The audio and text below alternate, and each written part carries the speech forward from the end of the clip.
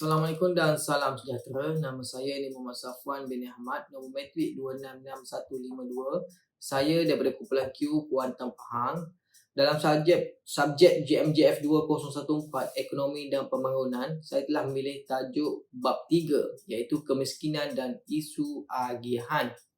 Ketidaksamaan dan kemiskinan adalah tema yang berkait rapat di antara satu sama lain disebabkan oleh pendefinisian untuk menunjukkan kadar kemampuan seseorang individu di dalam masyarakat untuk memenuhi keperluan serta kehendak di dalam kehidupan seharian mereka. Pelbagai definisi dan juga takrifan kemiskinan yang dinyatakan oleh ahli sosiologi dan isu kemiskinan ini juga adalah salah satu isu sosial yang dianggap menjadi satu punca kepada permasalahan sosial di sesebuah negara, yang mana isu ini amat ditangani dengan bijak dan saksama.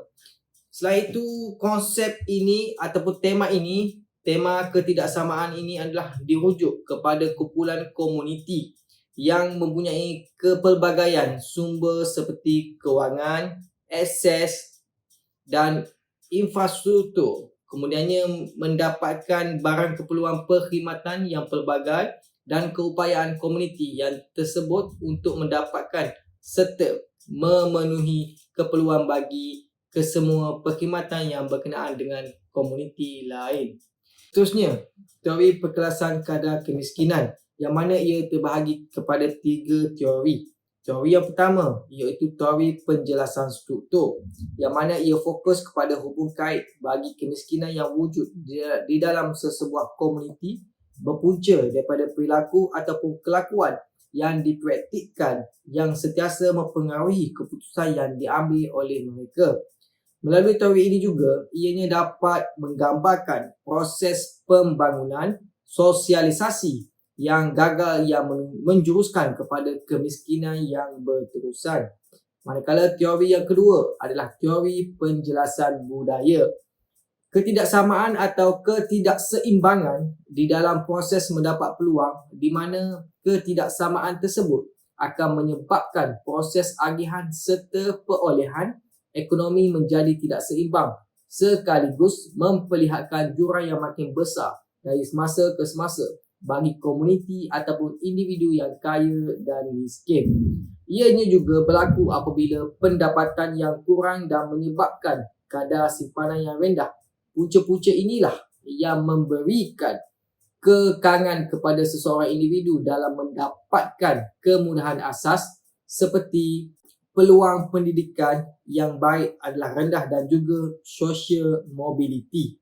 Seterusnya adalah teori ketidakcekapan agensi, dan yang mana teori ini diperkenalkan oleh seorang pekaji pada tahun 1960-an iaitu Martin Rain, yang mana membuktikan bahawa sesebuah komuniti telah mempunyai satu rangkaian kebajikan dan secara tuntasnya boleh untuk menyelesaikan masalah kemiskinan di sesebuah kawasan.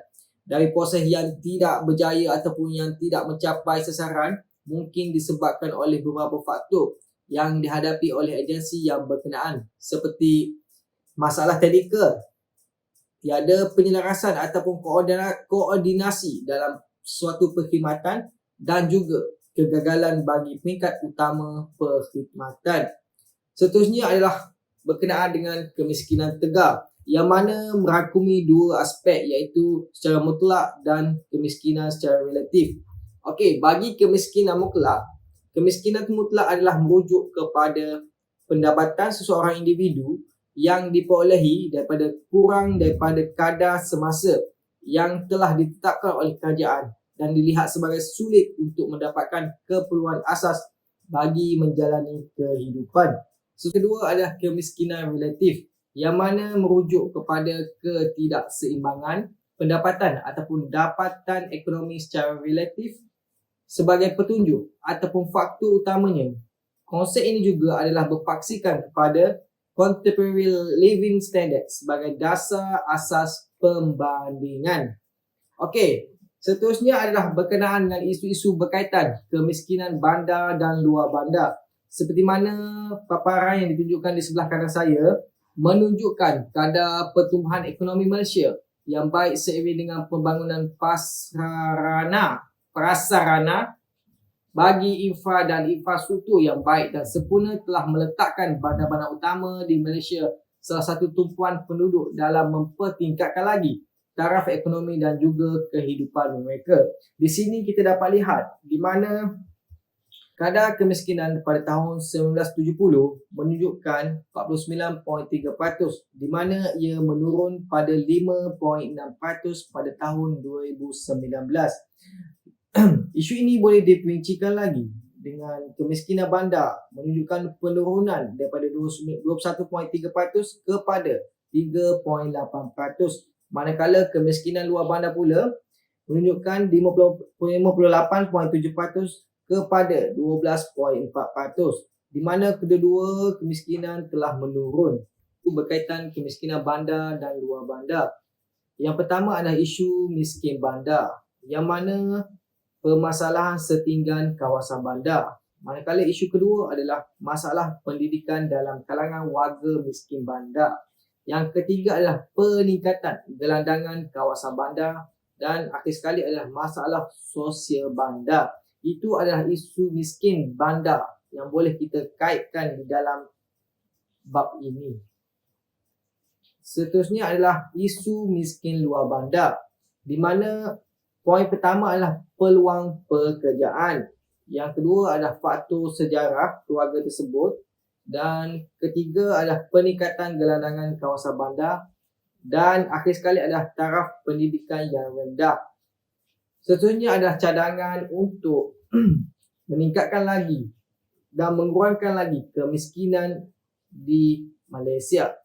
Cadangan yang pertama adalah kerajaan perlu memberikan keutamaan kepada pembangunan keperluan asas kepada penduduk bandar.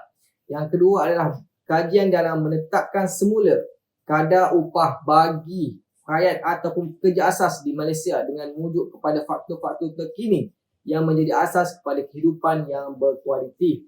Seterusnya adalah keperluan untuk mengukur kadar kemiskinan bandar dengan merujuk kepada dapatan isi rumah, isi perbelanjaan, asas yang mana penelitian yang lebih komprehensif perlu dijalankan oleh pihak kerajaan bagi memastikan indikator penentuan kadar ini adalah berkesan.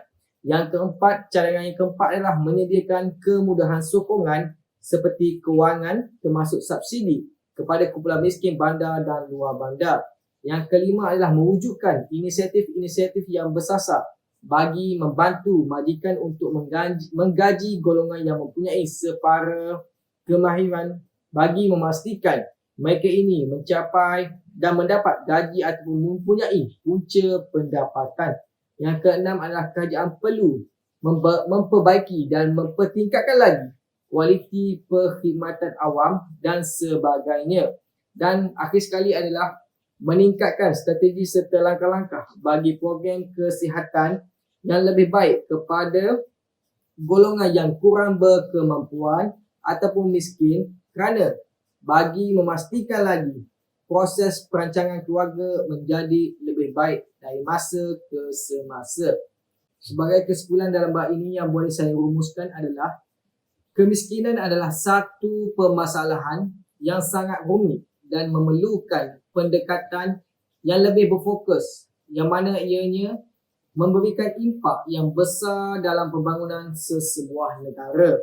Selain itu juga, kekurangan ataupun perancangan yang tidak sempurna ataupun tidak efisien akan menyumbangkan lagi peningkatan peratusan kemiskinan bandar dan luar bandar.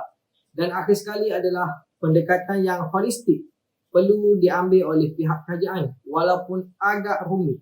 Tetapi proses yang berterusan pasti akan membantu kerajaan dalam mengurangkan peratusan kemiskinan dan sekaligus mewujudkan persekitaran bandar dan negara yang sejahtera untuk rakyat. Akhir sekali, terima kasih daripada saya. Assalamualaikum.